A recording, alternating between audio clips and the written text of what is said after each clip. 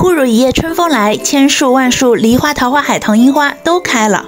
Hello， 大家好，欢迎收看靓仔小虾饺的频道。从2023年开始，我连续2年为10万网友带来家乡源头渚樱花季的实时花况进展。视频结尾为大家附上我整理的全网最全赏樱攻略文字版，并在上一版基础上继续更新。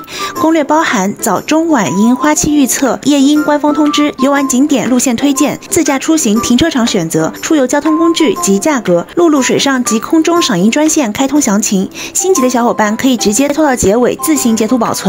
想入数的友友可以直接看图文帖，其中花期预测我将在每期探源视频进一步调整更新，绝对不会让各位花友错过最好的赏花时间段。关于这段时间友友问的最多的提问，可以去看我上期的答疑篇，基本全部涵盖了你想知道的出行疑问，以及先一句话概括今天视频的重点：源头渚最大规模的中樱盛开了，宝子们这几天可以冲啦！最后一条小贴士，视频画面均是当天拍摄的新鲜出炉的樱花景色，当需要引用我往年拍摄的画面时，会在视频右上角明确标注拍摄时间。下面正式开始本期源头渚探源分享。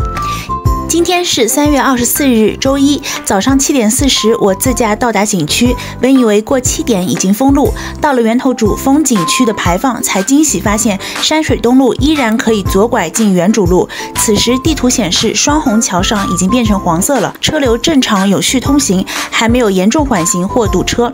顺着原主路一路往里走，道路还是很空的，不过靠近停车场时，你会发现不少车在这里排队入场。停车场此时还剩一小半空位，我入园后发现，在8点整，景区打开大门，开始让私家车入园停车，直接从冲山大门一路开进去，停到园内的这片大草坪。再说回我入园前，7点50分，大门口已经非常热闹，这些旅游团赶在8点左右到达。我们看到实时在园人数是2630人。大家还记得上期16号的探源视频吗？当时中樱还没有开，但由于是周日，在园人数近2万人。还有前阵子梅园在园人数峰值破6万，可见工作日早上来源头渚的人还是不算太多的。我们再来看看检票口右边这棵染井吉野，远远的就看到花已经开了，它的开花预示着园内绝大多数樱花都开了，这是我每年用来判断园内整体樱花情况的独家小秘诀，历年来从来没有出过差错。下次来玩一看便知有没有来对时间段。无锡周末2天连续高温大晴天，似乎一夜之间花苞们在黑压压的树干上一下子鼓了起来。最早的这批按耐不住性子，可能是听到前几天没看到花开的游客的遗憾吐槽，他们马上迫不及待开放了。这也和我预估的中樱赏花期是完全符合的。20号、21、22号基本没开，24、25号开放4-5成，26号预计能开到7成，在27号达到完全盛放。盛放后我预计能坚持到这周末大家来玩的时候，这周末至少能看到盛开加落樱缤纷相结合。在4月初开始估计就飘落了，具体飘落几成有待我后续观察。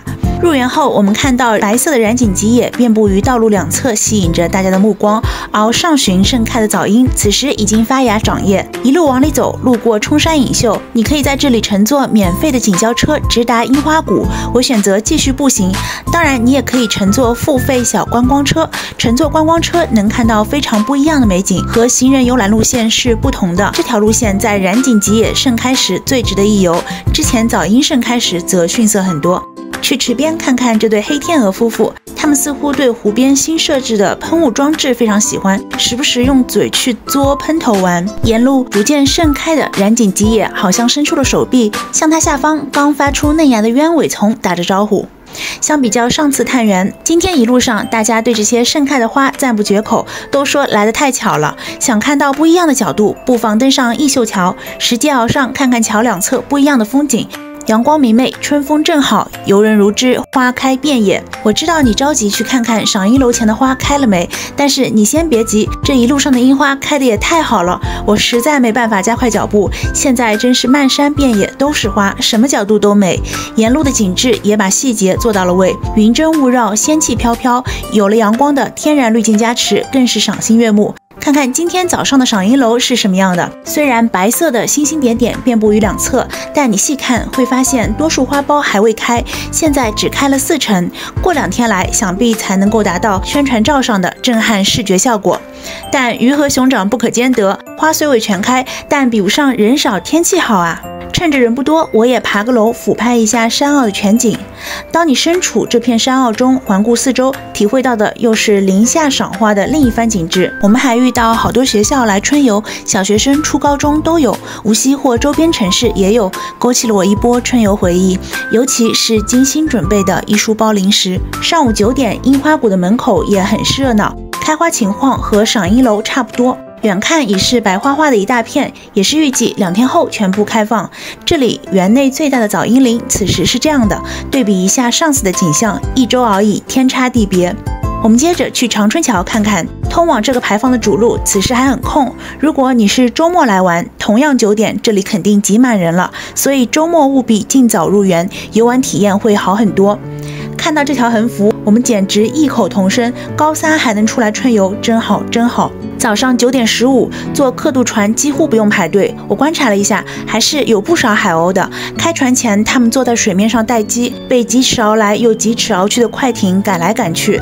等开船后，他们就开始非常敬业的一路跟随。所以想喂红嘴鸥的小伙伴们，你们还有机会。不过记得上午来喂，他们下午吃饱后就不营业了。到时候你可以欣赏午睡的海鸥。一路通往长春桥的樱花也都开了。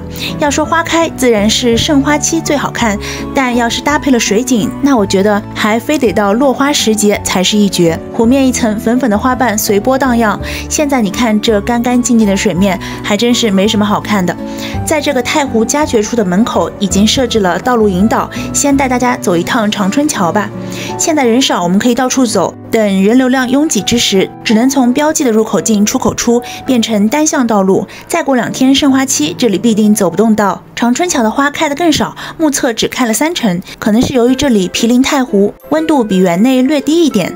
这条经典路线走完，我们就准备出园了。在樱花谷大门的正对面，乘坐免费景交车直达冲山大门。此时不用排队，上车就走。一路上又欣赏了一遍景区外圈的风景。今天探园短短1小时，实在是不虚此行。接下来是我整理的2025源头主最全赏樱攻略，大家可以全屏后截图，这样看得更清楚。总的来说，早樱已经全部落幕，中樱染井吉野即将全部开放，目前开了4-5成，已经具有很高的欣赏价值。预计到27号全部开放，28、29、30都将非常壮观。同时30号开始逐渐飘落，预计在4月1号、2号基本飘落，晚樱逐渐开放。晚樱在清明节期间至4月中旬开放，景区晚樱总体数量较少。以上就是本期视频的全部内容，觉得有用点赞收藏，助力 UP 更新。感谢收看靓仔小虾饺的频道，喜欢的话欢迎关注和一键3连，点小心心。我们下期再见，拜拜。